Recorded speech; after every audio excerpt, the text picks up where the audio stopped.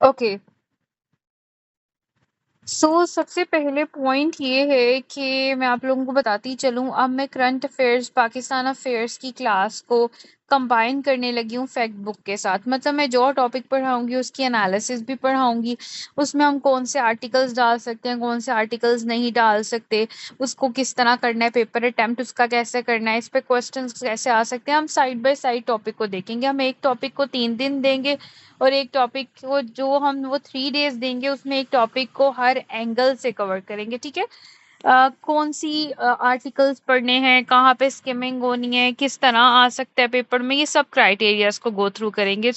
दो students who are new here and they want to join my session after this demo class, they can also like DM me। ठीक है। अच्छा जी, start करते हैं। Indus water dispute, Indus water treaty की वोलेशन, Indo पाक water dispute. अब सबसे पहले आप लोगों ने अपने माइंड में एक चीज को अंडरस्टैंड करना है, what is the difference between conflict and dispute. आप हमेशा हर इशू को क्राइसिस नहीं कह सकते, हर इशू को इशू नहीं कह सकते। कुछ इशू कॉन्फ्लिक्ट होते हैं, कुछ इश्यूज ऐसे होते हैं जिन्हें हम डिस्प्यूट कहते हैं। अब ये जो वाटर इशू है इंडिया और पाकिस्तान के दरमियान में, ये एक कॉन्फ्लिक्ट नहीं है, ये एक डिस्प्यूट है। तो पहले समझें कि कॉन्फ्लिक्ट और डिस्प्यूट होता क्या है। जब किसी दो ममालिक में आइडियोलॉजी की बेस पे कॉन्फ्लिक्ट हो, ठीक है, आइडियोलॉजी की बेस पे, आइडिया की बेस पे, ओपिनियंस की बेस पे कंट्राडिक्शंस हो, ठीक है।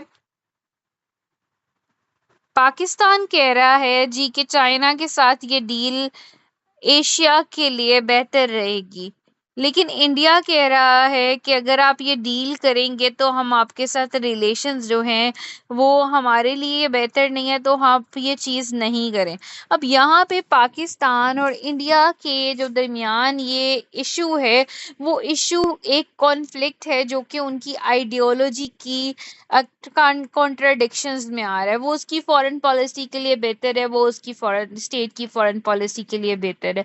दोनों अपनी अपनी पॉलिसीज को बेहतर कर रहे हैं so that they can attain the maximum benefit in their domestic stakeholders. ठीक है।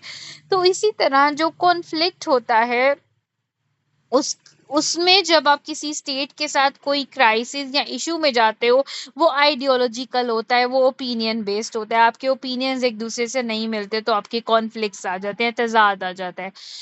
लेकिन जो डिस्प्यूट होती है वो दो मुल्कों के दरमियान में तब होती है जब वहां पे ओनरशिप की बात हो। ठीक है। कि इंडिया कहता है जी कि कश्मीर मेरा है, पाकिस्तान कहता है जी कि वाटर जो इंडस चेनाब और आपका जो सॉरी जेहलम है वो हमारे मेरा जोन है, वो मुझे दिया गया है by the IWT, Indus water treaty के तौर पे।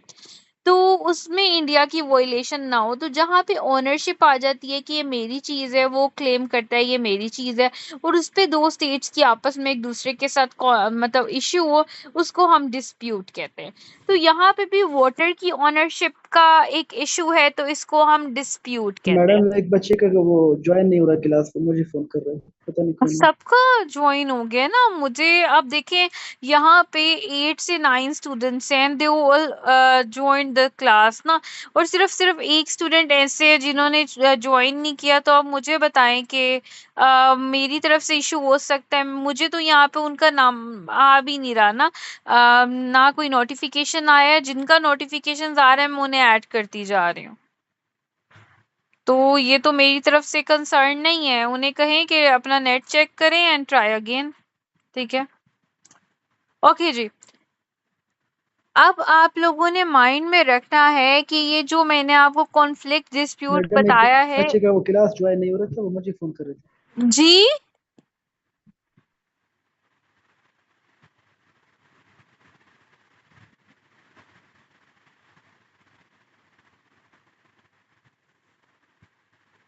अब आपने माइंड में रखना है कि जो मैंने आप लोगों को कॉन्फ्लिक्ट एंड डिस्प्यूट बताया, इस तरह करंट अफेयर्स के अंदर बहुत डिफरेंट डिफरेंट टर्मिनोलॉजीज हैं जिन्हें हमें डिस्कस करना है। ठीक है, मैं साथ साथ इसको डिस्कस भी करूंगी। अब आते हैं जी टॉपिक की तरफ। इंडस वाटर ट्रीटी सिंटास का मुआहिदा 1960s में होता है। ठीक है, अब ये जो 1960s में ये मुआहिदा होता है, ये इसलिए होता है कि इंडिया जो है वो अपर राइवेरियन है और पाकिस्तान लोअर। तो जो इंडस वाटर है ना, इंडस रिवर जो है, और उसकी जो ट्राइब्यूटरीज है, मैं कल के लेक्चर में सारा बताऊंगी कौन सा पानी, कौन सा दरिया का ट्राइब्यूटरीज कहाँ पे है, कहाँ से होते हुए कहाँ पे पानी आता है।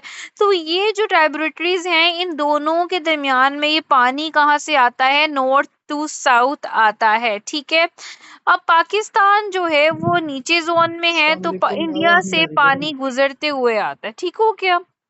Kindly mute your mic. अब इंडस वाटर ट्रीटी लगता तो ऐसे है कि ये बायलैटरल ट्रीटी है। ठीक है, मतलब कि ये ट्रीटी जो है ये इंडिया और पाकिस्तान के दरमियान में हुई है, तो ये बायलैटरल है। ये बायलैटरल नहीं है, ये इंटरनेशनल ट्रीटी है। अब ये इंटरनेशनल ट्रीटी कैसे है? क्योंकि इंडिया 1950s में इंडिया और पाकिस्तान के दरमियान में एक वॉर चल गई थी। उस वॉर की वजह से इंडिया ने जो है वो पाकिस्तान कश्मीर इशू और ये सब वजह से बॉर्डर डिस्प्यूट भी स्टार्ट हो गया।